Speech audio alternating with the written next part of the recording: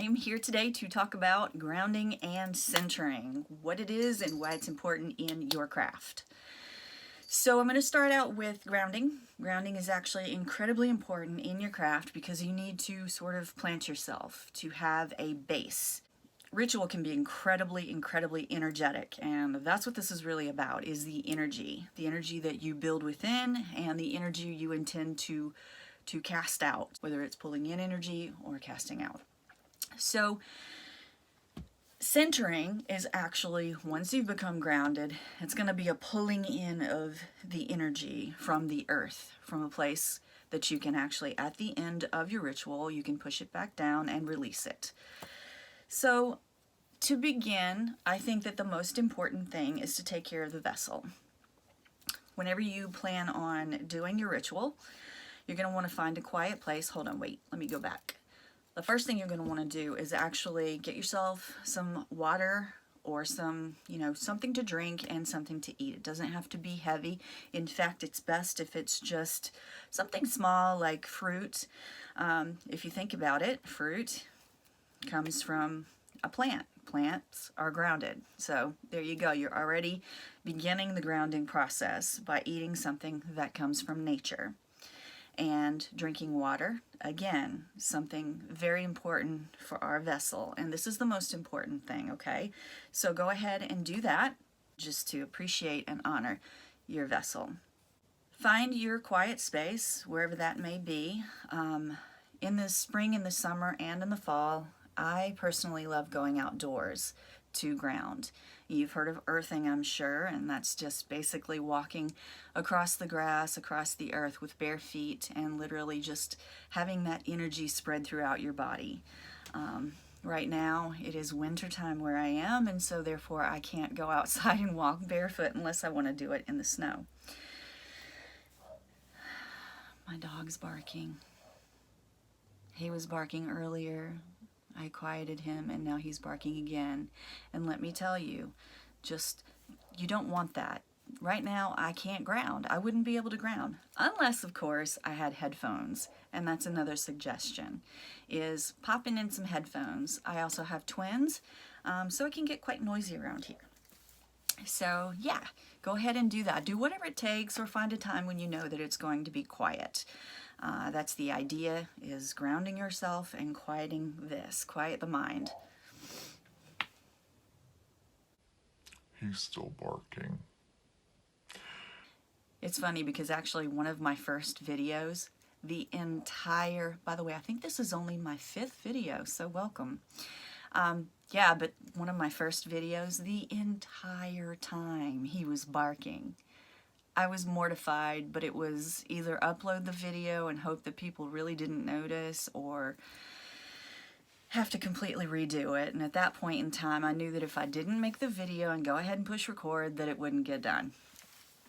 All right, so anyway, back to what I was saying. Find your quiet space, and I will come right in here and begin the grounding process. You can actually sit on the ground. Do whatever, sit on the bed, on the floor. I usually sit in a chair, so I'm going to be referencing that more than anything else because that's what I tend to use and where I tend to go most of the time for my grounding. So why grounding is important too, I wanted to mention this because with absolutely everything in my craft, I am hyper focused on gratitude, and I can't say that enough.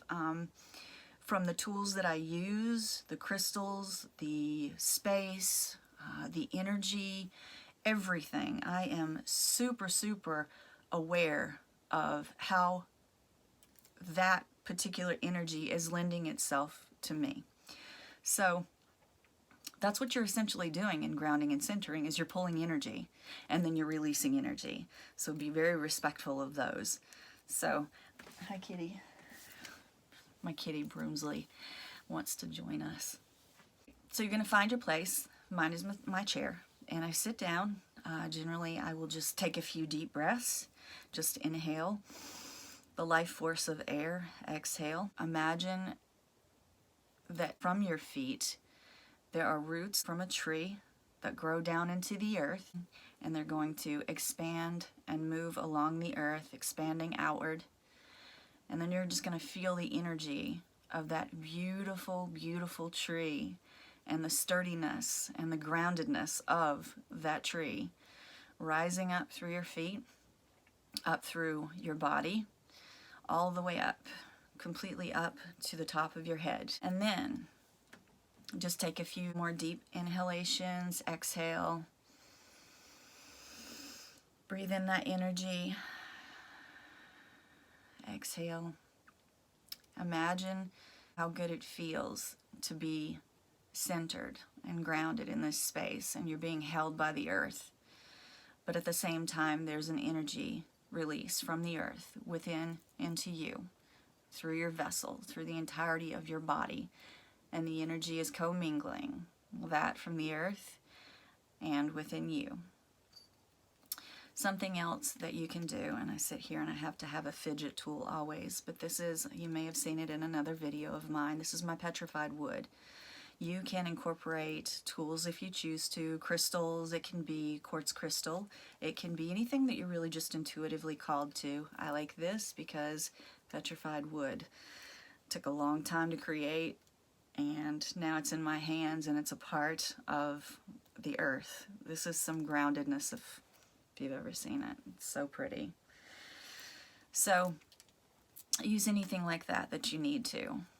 Okay, and then now as you feel connected to the earth and you're starting to feel grounded, you may feel a warmth come over your entire body, which is really, really, it's an interesting feeling. You'll know what I'm talking about when you feel it. Just sort of a sense of warmth or just a slight tingling. Now this is going to be the energy is starting to rise within you, and this is where your power is going to come from. So now that you're sitting there and you're sort of concentrating on being grounded by the earth, now you can begin to pull in the energies, and this energy is going to come from existence, from the universe. This could appear to you however you want, and hopefully you're pretty good with visualization. I will be doing a video in the future about visualization. So as your eyes are closed, I envision that this ball of light, just the source of light that just sort of moves from my feet all the way up my body, up and through, into the fingers, the arms, your entire body. You're just pulling that in, and you can feel this light radiating within you. A lot of people will talk about where there's maybe where this energy, I call it an energy ball. That's what it seems like to me. It's just this beautiful blue and white magical ball of light, and it's generally just a spinning, vibrating ball of light that completely goes throughout my body. People will talk about it center somewhere, like they will find it locked. It could be within your head, it can be in your heart, in your stomach area. I feel mine generally, it's just an entire body feeling for me. So as you're pulling in this energy, just concentrate and sort of just feel this energy from the earth, from the universe, from the cosmos, literally just filling your vessel, your body, and hold it there. Each and every person's different as to how long you sit there and sort of do this and build this energy. When you're done, you can go ahead, begin your ritual. And that energy that you have built and held within your body, that is what you are going to use. You're going to work with that energy that you've centered within you to push your spell out, to push your energy out into the universe. And then, when you're done with that, you're probably, I know I do, definitely a buzzing feeling. There's a very distinct, you can feel your energy elevated, at least I do. So it's just this humming sort of, I know I keep talking about that. It's not a scary thing. It's actually really, really good. So when you're done and your ritual is done or your spell is completed, then you're going to want to release the energy. And this is incredibly, incredibly important. You don't want to hold that energy within. I know there have been times that I have not done this. I have not released the energy, and let me tell you, a headache, a banger of a headache will happen, and that's not fun. So make sure that you release the energy, and that's what the grounding was for. You raise the energy, and then you're going to release. And a lot of that energy is going to be released in your spell, but some of it may still remain within you. So it's important to go ahead and, you know what, give that back to Mother Earth. So in order to do that, you can just literally mindfully say, I am releasing all excess energy. I release it now back into Mother Earth. Thank you. Always, always show gratitude. These energies mingle and work with you, and it's so important at the end of ritual and at the end of your spell casting to be grateful. Imagine it releasing throughout your body, going down through the chakras, out of the feet, back into the earth, and just spreading out. And then Mother Nature can take your energy that first of all you grabbed from her, and then you've incorporated into some magical manifestation, and now you're releasing and giving back to her.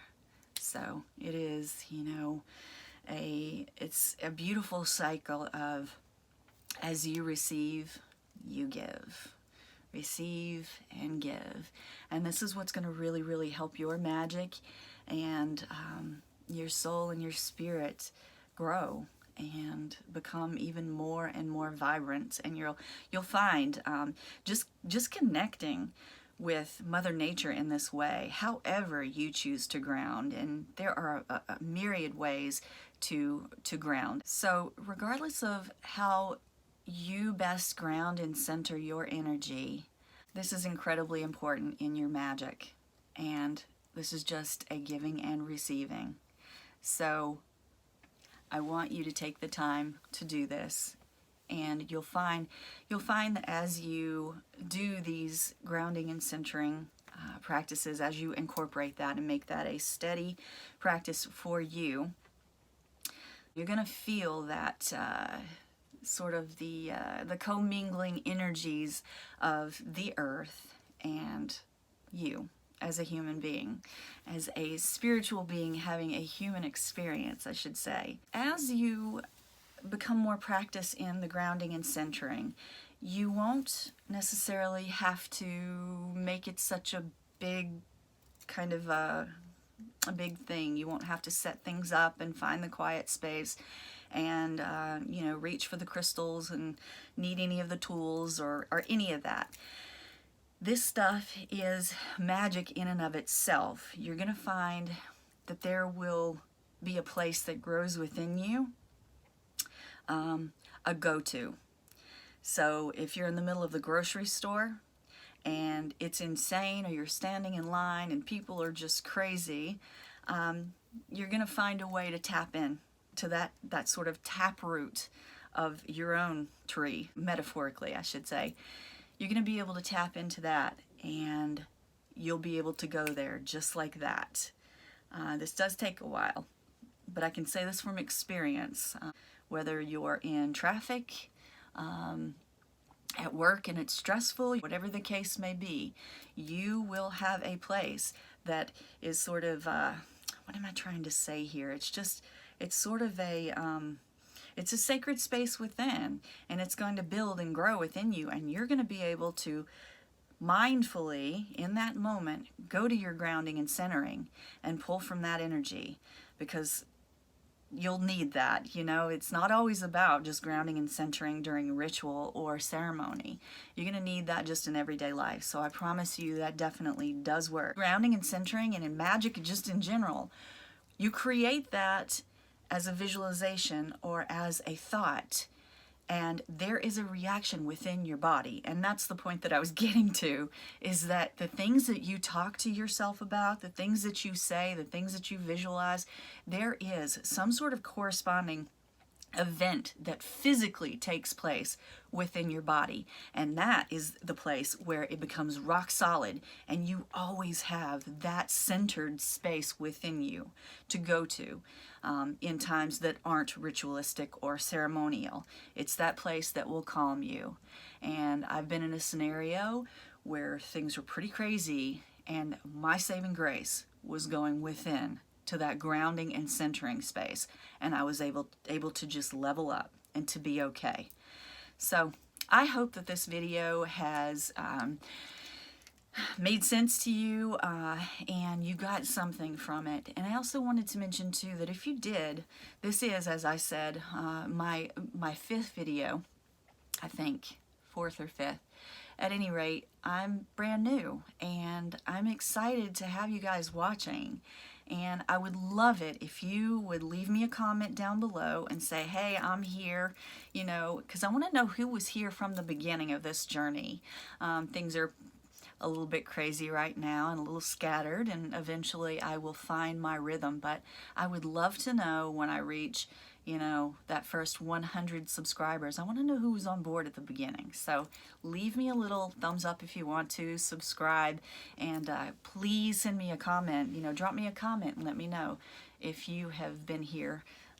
You know, let me know that you're here now, and I'll know in the future that you are one of my ride or dies. That sounds really weird, but anyway, I am building my witch tribe, and to ramble on just a bit more, yeah, I've been a witch for over 30 years. So the things that I tell you and the things that I share are very important to me.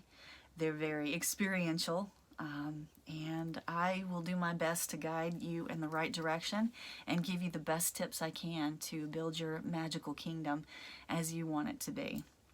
All right, so with that being said, thank you so much for watching, and I will definitely be back with more magic. Until then, blessed be.